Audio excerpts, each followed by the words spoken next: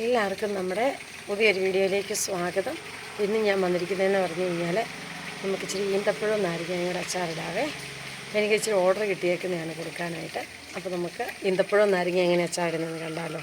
അപ്പോൾ നമുക്ക് നേരെ വീഡിയോയിലേക്ക് പോകാം. അപ്പോൾ നമുക്ക് നമ്മുടെ ഈന്തപ്പഴം നാരങ്ങ അച്ചാറിടാൻ തുടങ്ങിയാലോ. ഞാൻ ആദ്യമേ തന്നെ നമ്മുടെ ചട്ടി ഒന്ന് ചൂടായിട്ടുണ്ട്.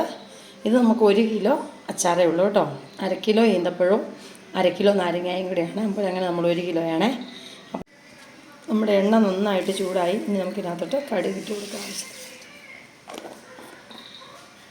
കടുക് പൊട്ടിയിട്ടുണ്ട്. അപ്പോൾ നമ്മൾ കറിവേപ്പില നമുക്ക് ഇട്ട് കൊടുക്കാതെ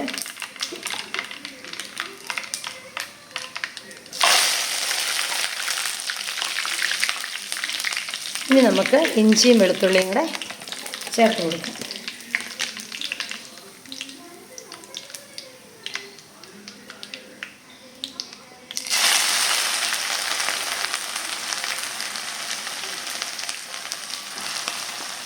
ഞാൻ വെളുത്തുള്ളി ഒന്ന് ചെറുതായിട്ടൊന്ന് ക്രഷ് ചെയ്ത് വെച്ചിട്ടുണ്ട്. നമുക്ക് നന്നായിട്ടൊന്ന് ഇളക്കി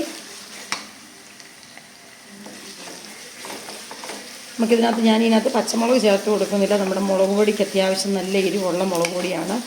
അതുകൊണ്ട് നമ്മൾ അതിനകത്തോട്ട് പച്ചമുളക് ചേർത്ത് കൊടുക്കുന്നില്ലേ. ഇനി വേണമെങ്കിൽ പച്ചമുളക് ചേർത്ത് കൊടുക്കാം. ഞാനിതിനകത്തിപ്പം പച്ചമുളക് ചേർക്കുന്നില്ല. ഞാൻ മേടിച്ചപ്പോൾ കാശ്മീരി മുളക് പൊടി അതിന് ഇച്ചിരി എരിവുള്ള പൊടിയാണ്. അതുകൊണ്ട് നമ്മൾ പച്ചമുളകും കൂടി ഇടുമ്പോൾ ഓവറായിട്ട് എരിവായി പോകുന്നത് ഞാൻ ചേർക്കാത്ത.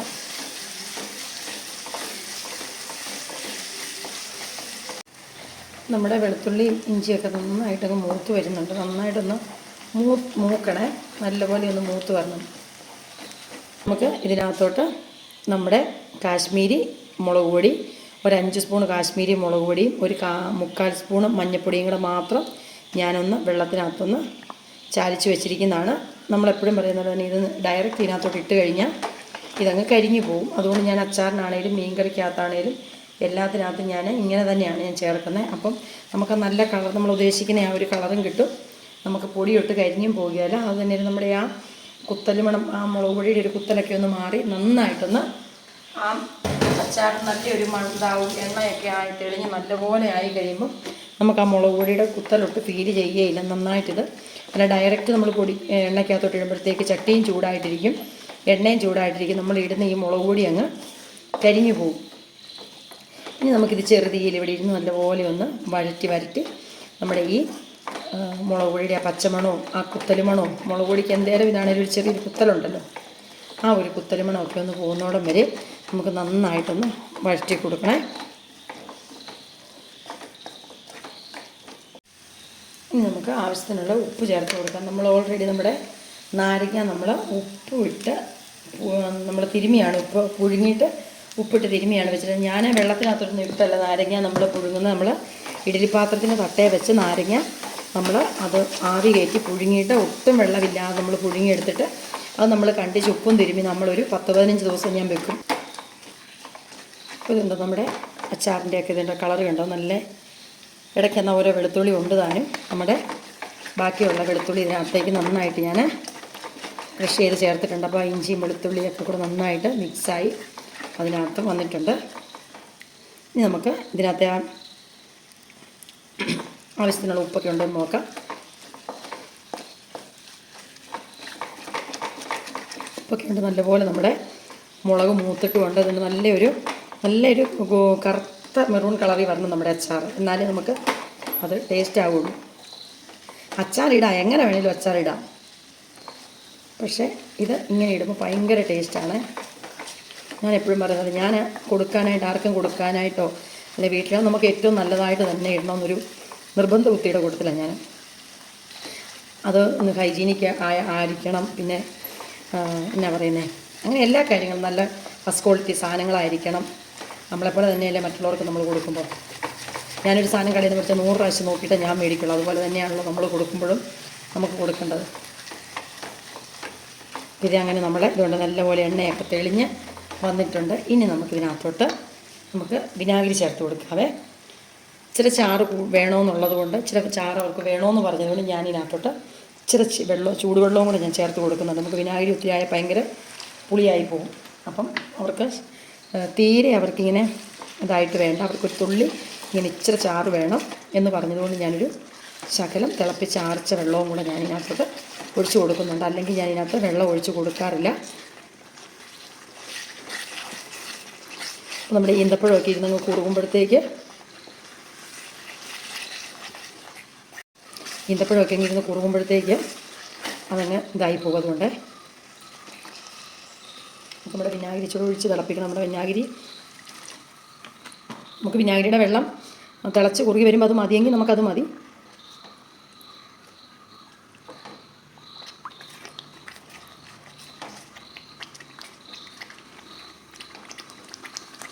നമുക്ക് ഇച്ചിരി ഉപ്പുകൂടി ഇട്ട് കൊടുക്കാവേ.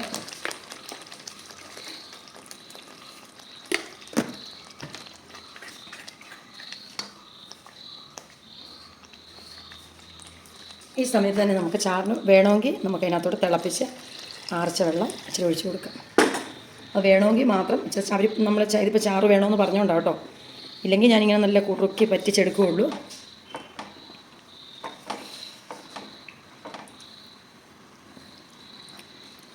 ഇനി നമുക്ക് ഇതിനകത്തോട്ട് നമ്മൾ എടുത്ത് വെച്ചിരിക്കുന്ന നമ്മുടെ ഈന്തപ്പഴം ഇട്ട് കൊടുക്കാം. അപ്പോൾ ഈന്തപ്പഴം ഒന്ന് കുതിർന്നൊക്കെ വരുമ്പോഴത്തേക്ക് നമ്മുടെ വെള്ളം അരിപ്പും മസാല എല്ലാം കൂടെ ഈ ഈന്തപ്പഴം ഇതിനകത്ത് കിടന്നൊന്ന് വേകണം. നല്ല ഡ്രൈ ഈന്തപ്പഴമാണേ.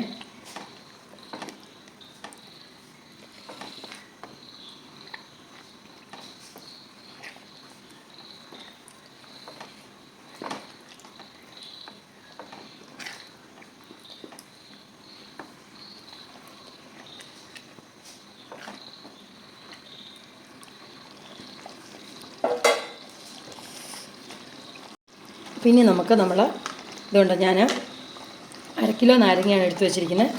ഇത് ഞാൻ ഒരാഴ്ച മുന്നേ നല്ലപോലെ ഉപ്പ് തിരുമ്മി ഞാൻ നല്ലപോലെ ആവി കയറ്റി ഉപ്പ് തിരുമ്മി ഒട്ടും വെള്ളമില്ലാതെ വെച്ചിരിക്കുന്ന കേട്ടോ. നമുക്ക് നാരങ്ങ ഇതിനകത്തോട്ട് ചേർത്ത് കൊടുക്കും. അപ്പോൾ നല്ലപോലെ അലിഞ്ഞ് നന്നായിട്ടിരിക്കും നമ്മുടെ ഈ നാരങ്ങയെ.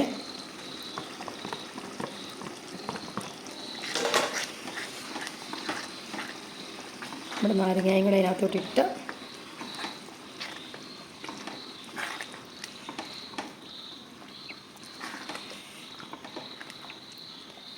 നമ്മുടെ ഈന്തപ്പഴം നന്നായിട്ടൊന്ന് മെൽറ്റായി വരണം, അതിന് അലിഞ്ഞ് വരണം ഇതിനകത്തോട്ട്.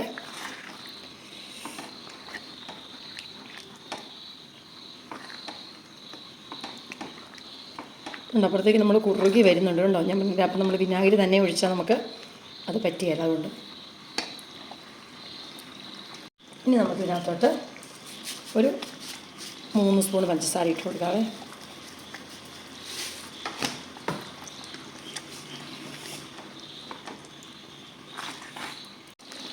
ഇനി നമുക്ക് നമ്മുടെ അച്ചാറിനകത്തോട്ട് നമുക്ക് ആവശ്യത്തിനുള്ള കായപ്പൊടി, നമ്മുടെ ഉലുവാപ്പൊടിയും കൂടെ നമുക്ക് ചേർത്ത് കൊടുക്കാവേ. ഇനിയിപ്പോൾ ഇത് ഇരുന്ന് നല്ലപോലെ ഇത് കുറുകി വന്നോളൂ.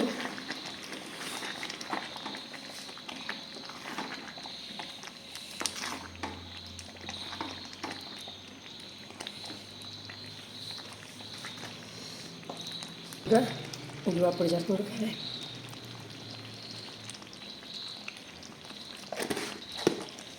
നമുക്ക് കായപ്പൊടിയും കൂടി ഇട്ട് കൊടുക്കാം.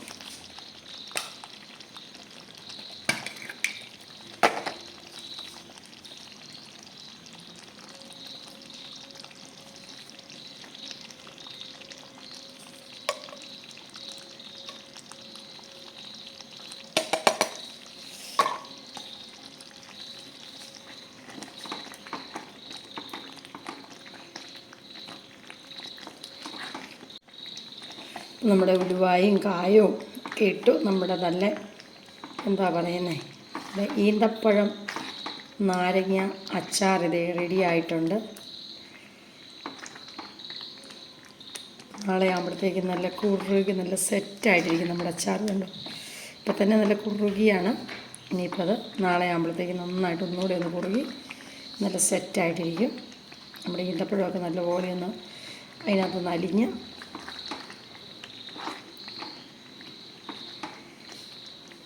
നമുക്കിനി ഇത് തണുത്തിട്ട് വേണം നമുക്കിത് കുപ്പിക്കകത്താക്കി കൊടുത്തു വിടാനായിട്ട്. അപ്പോൾ എല്ലാവരും ഇങ്ങനെ ട്രൈ ചെയ്ത് നോക്കാം. നല്ല സൂപ്പർ ടേസ്റ്റുള്ള അച്ചാറാണ്. ഇഷ്ടപ്പെടുവാണെങ്കിൽ ലൈക്കും ഷെയറും സബ്സ്ക്രൈബും സപ്പോർട്ടും ഒക്കെ ചെയ്യണം.